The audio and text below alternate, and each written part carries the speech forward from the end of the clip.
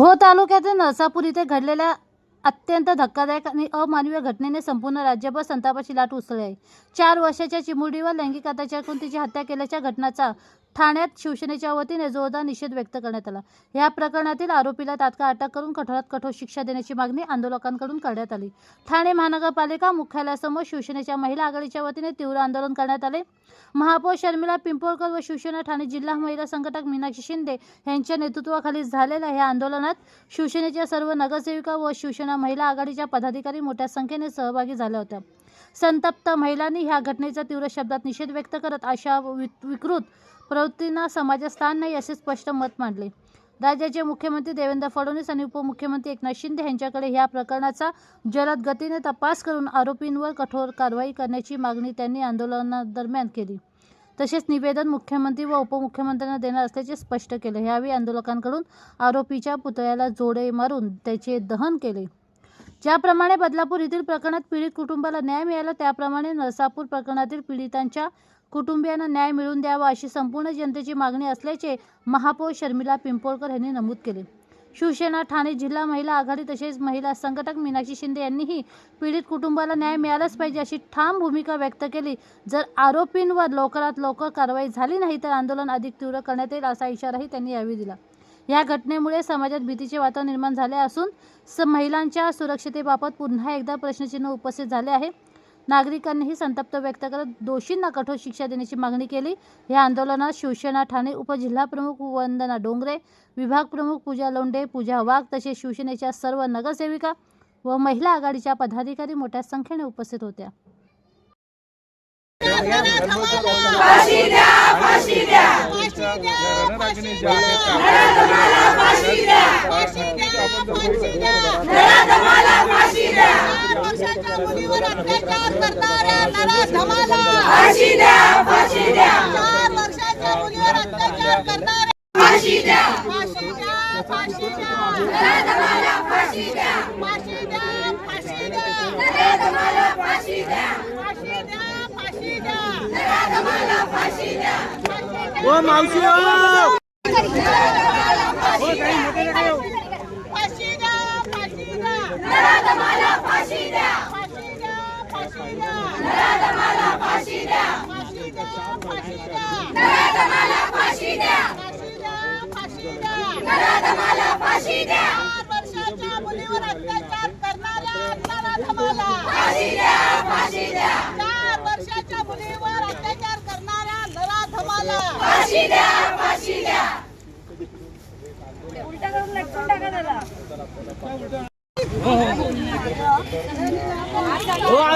करणाऱ्या नराधमाला फाशी द्या, फाशी द्या, फाशी द्या, फाशी द्या, नराधमाला फाशी द्या, फाशी द्या, फाशी द्या, नराधमाला फाशी द्या, फाशी द्या, फाशी द्या, नराधमाला फाशी द्या, 4 वर्षाच्या मुलीवर अत्याचार करणाऱ्या नराधमाला फाशी द्या, फाशी द्या, 4 वर्षाच्या मुलीवर अत्याचार करणाऱ्या नराधमाला फाशी द्या, फाशी द्या, फाशी द्या, फाशी द्या, नराधमाला फाशी द्या, फाशी द्या, फाशी द्या, फाशी द्या, फाशी द्या, नराधमाला फाशी द्या, फाशी द्या, फाशी द्या, नराधमाला फाशी द्या, 4 वर्षाच्या मुलीवर अत्याचार करणाऱ्या नराधमाला फाशी द्या, फाशी द्या, 4 वर्षाच्या मुलीवर अत्याचार करणाऱ्या नराधमाला फाशी द्या, फाशी द्या,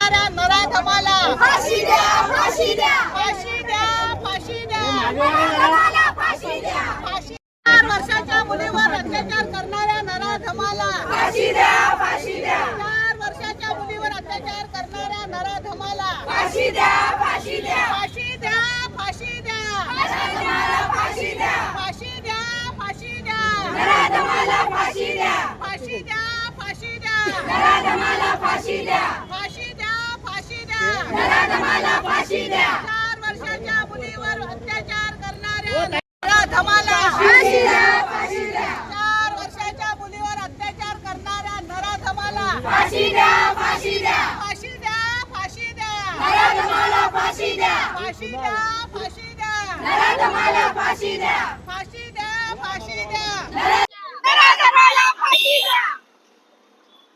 तर मला असं वाटतं की समाजाला काळीमा फासणारी ही घटना घडलेली आहे आणि ही खूप दुर्दैवी घटना आहे.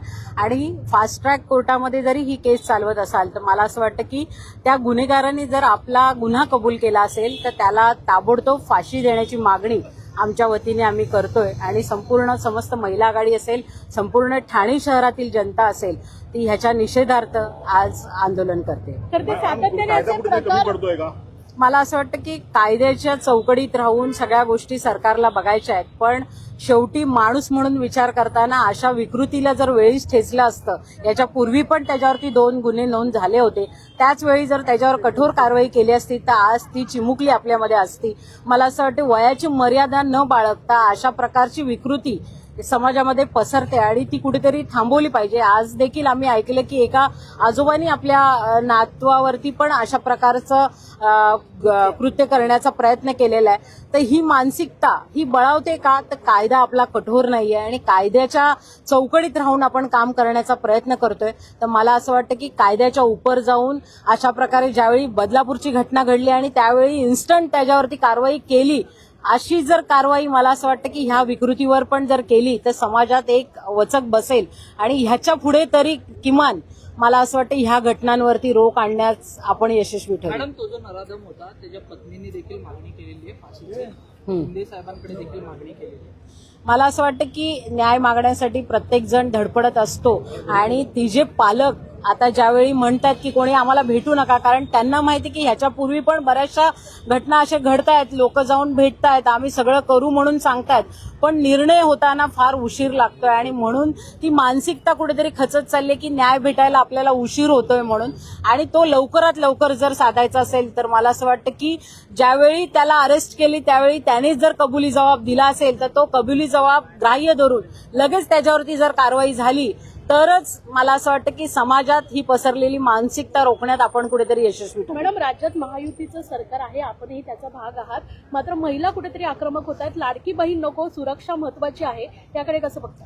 मला असं वाटतं की लाडकी बहीण जरी आपण करतोय महिलांना सक्षम करण्यासाठी, अशा विकृती बघा सांगून होत नाही किंवा सत्ताधारी म्हणून किंवा पक्षाचं प्रमुख म्हणून जर तुम्ही आम्हाला किंवा पक्षाला दोषी धरत असाल तर हे कुठेतरी चुकीचं आहे. कारण मला असं वाटतं पक्षनिहाय सगळ्यांनी एकत्र येऊन अशा प्रकारच्या विकृतीला ठेचण्यासाठी प्रयत्नशील झालं पाहिजे. तिथे कुठे जातीय भेद नसला पाहिजे, तिथे कुठे पक्षपात नसला पाहिजे. सगळ्यांनी एकत्र येऊन अशा विकृतीला ठेचलं पाहिजे. तिथे नुसतं आरोप प्रत्यारोप करून लोकांवर किंवा पक्षावर आरोप करून काही होणार नाही. आपण जेव्हा समाज म्हणून एकत्र येऊ त्याच वेळी अशा प्रवृत्तीला आपल्याला ठेचता येईल. मला वाटतं या समाजाला काळीमा फासणारी ही घटना आहे. 4 वर्षाच्या मुलीवरती अत्याचार झालाय. मला वाटतं चिमुकलीपासून ज्येष्ठ महिलांपर्यंत हे अत्याचार आपल्या समाजामध्ये घडताना आपल्याला दिसत आहेत आणि याचा कुठेतरी कायद्याने व्यवस्थित नियोजन केलं पाहिजे आणि न्याय त्या कुटुंबाला दिला गेला पाहिजे. आज या चिमुकलीच्या घरच्यांना एवढं दुःख आहे की ते कुठेही भरून काढता येणार नाही. कारण प्रत्येक वेळेला जेव्हा हे अन्याय अशा विकृतींकडून होत असतात तर त्या विकृतींना त्या वेळेलाच ठेचलं गेलं पाहिजे. कारण पुन्हा एकदा ही विकृती पुन्हा अशी घडणार नाही अशा न्याय व्यवस्था मला वाटतं या समाजामध्ये दिल्या गेल्या पाहिजेत. प्रत्येक वेळेला महिलांसाठी जेव्हा सरकार योग्य त्या पाऊल उचलतात तर मला वाटतं हेही एक योग्य पाऊल सरकारने त्यांच्या ह्याच्यात उचललं पाहिजे. बदलापूरमध्ये जेव्हा घटना घडली होती त्यावेळेला मला वाटतं आपले उपमुख्यमंत्री साहेब हे मुख्यमंत्री होते आणि त्यावेळेला त्यांनी जो निर्णय एकदम झटकेपट दिला होता तशाच प्रकारचा निर्णय आताही या वेळेला झालाच पाहिजे आणि याच वेळेला नाही याच्या पुढेही हा निर्णय अशाच पद्धतीने चालू होईल असं या सगळ्या गोष्टीला मी जाहीर निषेध करते. शिवसेना पक्ष आणि कुठलाही पक्ष नाही, मला असं वाटतं की सर्व पक्षीय लोक आणि सर्व समाज याला मिळून याला प्रतिसाद दिला पाहिजे आणि हा न्याय झालाच पाहिजे. आज जो पुण्यामध्ये जी घटना घडली आहे त्याच्यावर आम्ही निषेध करतोय. आज सर्व आम्ही शिवसेनेतर्फे इथे जमलेलो आहोत.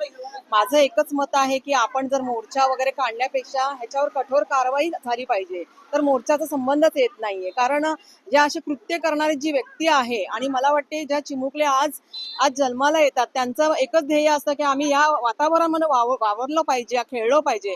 पण आज तसं न होता आज त्यांना कुठेतरी भीती निर्माण झालेली आहे आणि असे घाणेरडे वृत्तीची माणसं आज तयार झालेली आहेत आणि त्यांच्यावर अत्याचार करत आहात. माझा एकच निषेध आहे की या अशा माणसांना फाशीची शिक्षा द्यायलाच पाहिजे. पण माझं तर एकच मत आहे, भर चौकामध्ये पब्लिकमध्ये त्याला द्या. पब्लिक काय शिक्षा देतील हे पब्लिक ठरवणार. आपण बघितलं की शक्ती कायदा आता कुठेतरी लागू होण्याची गरज आहे. आपल्याला काय वाटतं त्यावेळी? शक्ती कायदा तर आणणं आता हे ते पक्षाची बाजू मांडणार आहेत. मला वाटतं शिंदे साहेब आमचे सक्षम आहेत, कारण ते आताच त्यांनी मला वाटतं कालच्या ह्याच्यामध्ये जेव्हा बदलाव आणण्याचा प्रयत्न केला बदलाव आणला की आम्ही ज्या वडिलांना ज्यावेळेस शिंदे साहेबांनी फोन केला होता आणि त्या फोनवर त्यांनी प्रत्यक्ष स्वतः सांगितलं की मी त्या ज्या नराधमाला मी स्वतः शिक्षा देणार आहे आणि मी प्रयत्न करणार आहे. त्याच्यामुळे शिंदे साहेब जे करून दाखवतात, जे बोलून दाखवतात ते करून दाखवतात आणि ते कृत्य करूनच दाखवतील एवढा आमचा ठाम विश्वास आहे. सगळीजण इथे एक निषेध करण्यासाठी जमा झालेले आहोत.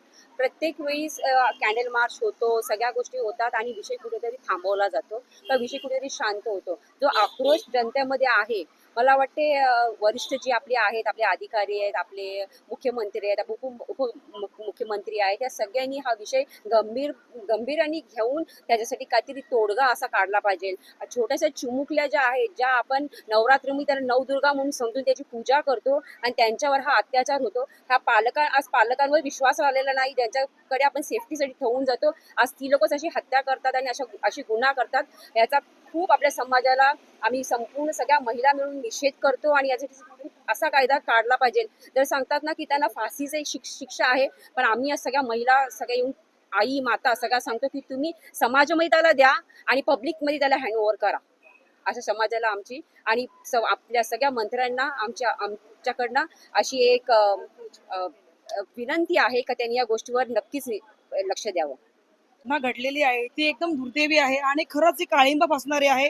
आणि आज ज्या मुलींना आज समाजामध्ये वावरायचं होतं, ती आज 3 वर्षाची मुलगी होती, त्या जे कृत्य केले नराधमाने खरंच एक काळिंबा फासण्यासारखं आहे. आणि त्या नराधमाला मला असं वाटतंय की आपण स्वतः फाशीचे देण्यापेक्षा या सर्व जनतेसमोर त्यांना आणून ठेचलं पाहिजे, कारण की या गोष्टी सातत्यानं घडत आहेत आणि या गोष्टी घडू नये म्हणून आपण प्रत्यक्ष सर्वांनी जे कृत्य करत आहेत त्यांना स्वतः जनतेच्या स्वाधीन करावा आणि त्यांना शिक्षा द्यावी.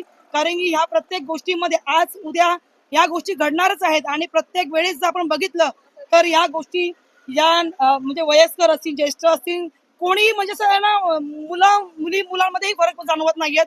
की आताही झालं ती 9 वर्ष 10 वर्ष मुलाला ज्या मुलांनी जे रेप केलेलं आहे ते खूप चुकीचं आहे, कारण की कुठेतरी म्हणजे वातावरण खूप बिघडत चाललेलं आहे आणि आता समाजामध्ये खूप भीतीचं वातावरण तयार झालेलं आहे. तर मी ठाम सांगते की ह्या गोष्टीकडे शासनाने लक्ष द्यायला पाहिजे आणि आपल्या उपमुख्यमंत्री शिंदे साहेबांनी सांगितलेलंच आहे की त्यालाही फाशीची शिक्षाही झालीच पाहिजे. अशी कठोर कारवाई या प्रत्येक नराधमाला झालीच पाहिजे, अशी आम्ही निषेध करतो याचा.